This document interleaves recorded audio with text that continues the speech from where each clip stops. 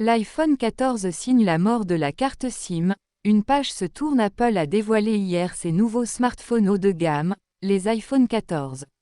Si la plupart des améliorations proposées représentent une évolution mineure par rapport aux iPhone 13, une caractéristique de cette nouvelle génération d'appareils pourrait transformer le paysage de la téléphonie mobile.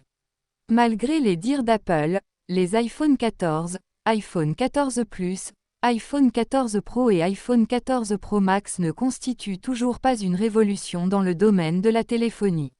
La rumeur court même que le passage à la puce A16 Bionic apporterait un gain de performance assez négligeable par rapport à l'ancienne génération. Si iOS 16 apporte son lot de nouveautés, de manière générale, Apple s'est contenté de peaufiner une ligne de produits qui semble destinée à évoluer par petites touches. Les personnes ayant regardé la keynote d'Apple auront pourtant noté un changement de taille, la carte SIM va disparaître. Aux États-Unis tout d'abord, mais il ne fait aucun doute que cette révolution atteindra rapidement les rives européennes puis mondiales.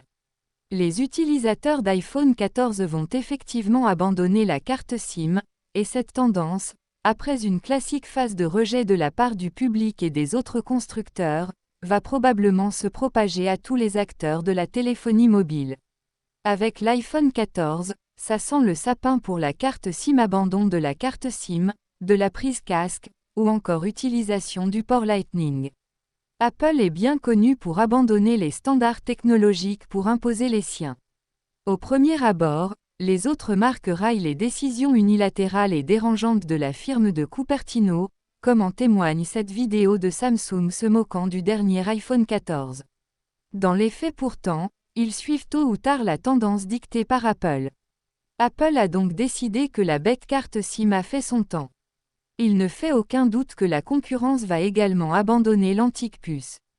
La carte eSIM présente des avantages indéniables pour les opérateurs téléphoniques, les fabricants de smartphones, gain de place, mais aussi pour les clients, qui n'ont plus besoin de passer par leur opérateur pour changer de puce. Cette facilité d'utilisation reste pour l'instant toute théorique, l'expérience étant loin d'être uniforme et se révélant très différente d'un système d'exploitation à l'autre, voire d'un appareil à l'autre. Pour le consommateur lambda cependant, le passage généralisé signifie qu'il sera plus facile et rapide de changer d'opérateur.